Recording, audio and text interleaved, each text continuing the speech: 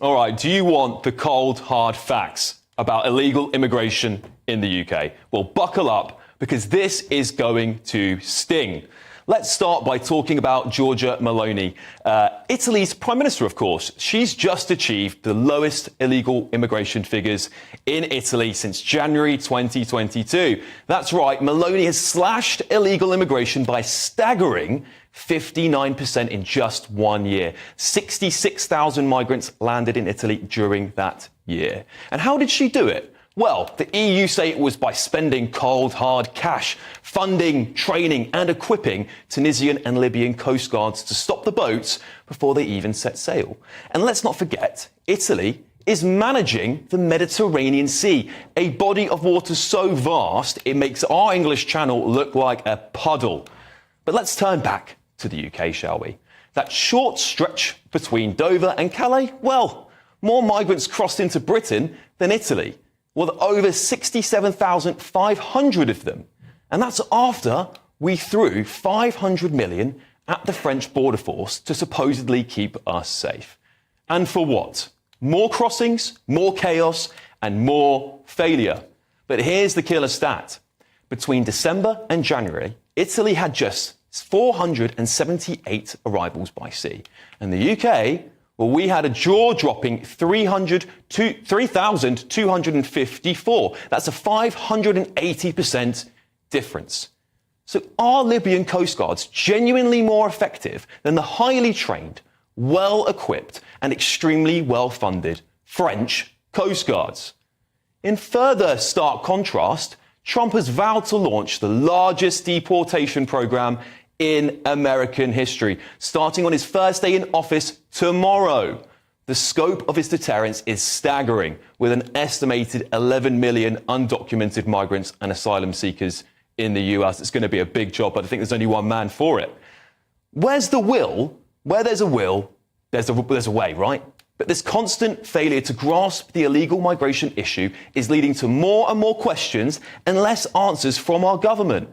Disturbingly, all of this news comes at a time when Deputy Prime Minister Angela Rayner is seriously considering scrapping voter ID rules and potentially exploring granting voting rights to foreign nationals. This raises even more extremely uncomfortable questions for our government, doesn't it?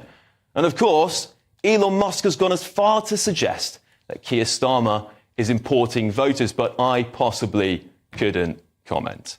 But let's get the thoughts of my panel. We have the head of communications at the popular conservatism brand, Annuncia Rees-Mogg, fitness expert and journalist dubbed the Green Goddess, Diana Moran, and former Labour Special Advisor, Paul Richards. Annuncia, I'll start with you. Look, we've pledged $500 million to the French Coast Guard. The Libyans and the Tunisians are cutting this illegal migration crisis over in North Africa towards Italy by a staggering 69%. What is it? Is it the French Coast Guards being absolutely incompetent, or are we just spaffing money up the wall? No, I think we have to look at why people want to go to Italy or come here.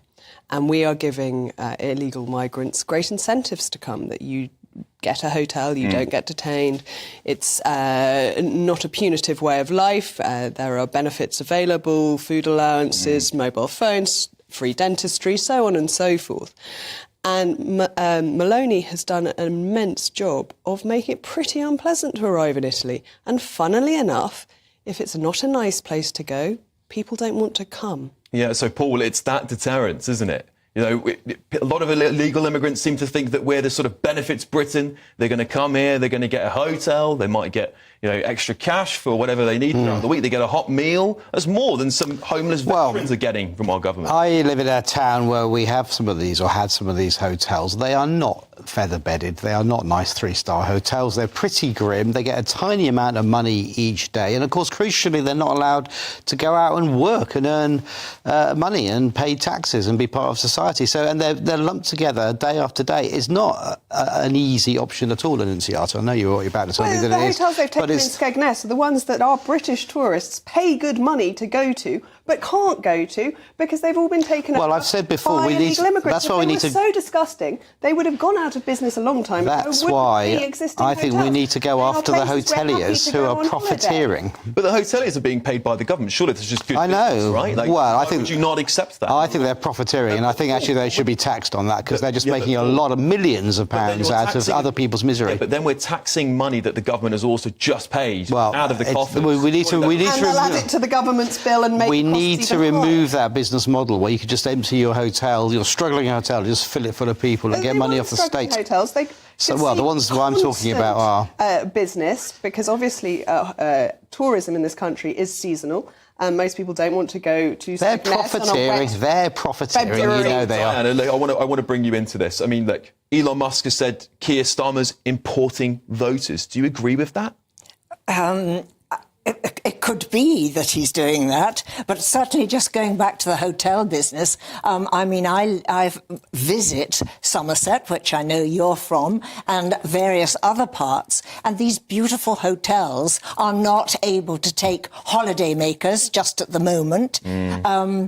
It seems so wrong to me that the ordinary man in the street who's working as hard as he can do wants to take his family off on a holiday and he can't because all of these immigrants are in the hotel. And, of course, the standard of the hotel is going down, down, down all the time. Paul, surely, look, I mean, if Maloney can do it in the Mediterranean Sea, what is it that's stopping us? Because it's a tiny stretch of water. It's not tiny. That's the whole point. I've heard people like to the Mediterranean Sea. I've heard people from Reform Party, for example, saying, "Oh, just put the Royal Navy into the English Channel somehow." It's a vast amount of space that you can't police in that way. What you have to do is what the government is trying to do, which is to disrupt the gangs before the boats get anywhere near the ocean. If you can stop the boats going anywhere near the sea, then you might stand a chance. They've paid money over there to the French to stop the gangs from putting them on the boats. And smashing the gangs has thoroughly failed already. Illegal immigration via the Channel is up over 20%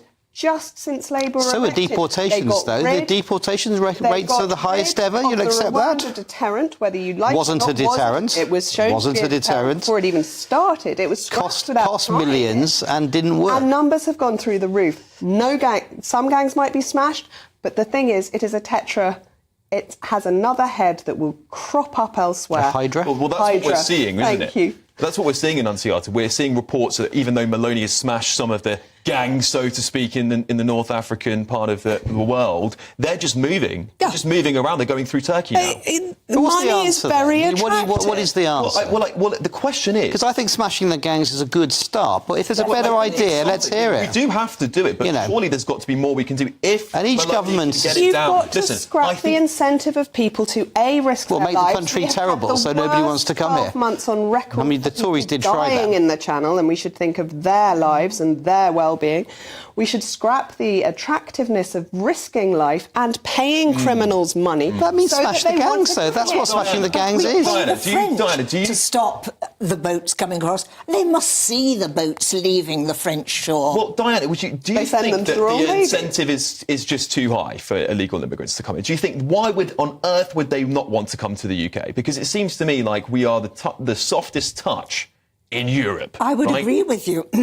They've got money when they come here. They've got food immediately. They've got a bed. They've got, when you priority look at... NHS? No. Yes, that's true. No, they do not get priority. Private. They get, in some cases, they're getting private doctors. Yes, they are. We saw that in Altrincham. They get the same access to the NHS as everybody else. They do not get a priority. They are. They did in Altrincham in Manchester. Based on need. Even said it. Well, that's still a priority access pool. And what's the alternative to giving them food, letting them starve? Even when you come to the studios here, we come past certain areas. I'm not going to point them out now. Yes, I know which ones you mean. And the tentage is there with perhaps... Well, that's not a hotel then, is it? That's people living in tents. Or are these English people who are having to live in the tents? No, they're not.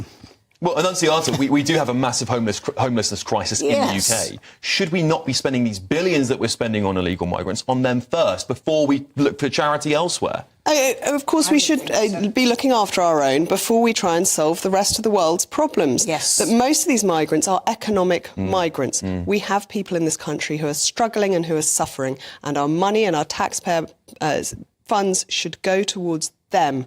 We have to make sure our own people are OK before we can rescue the whole world. Right, Annunciata, I absolutely agree with you, but unfortunately that's all we've got time for in this first half. But my panel's going to be back later, as you all know.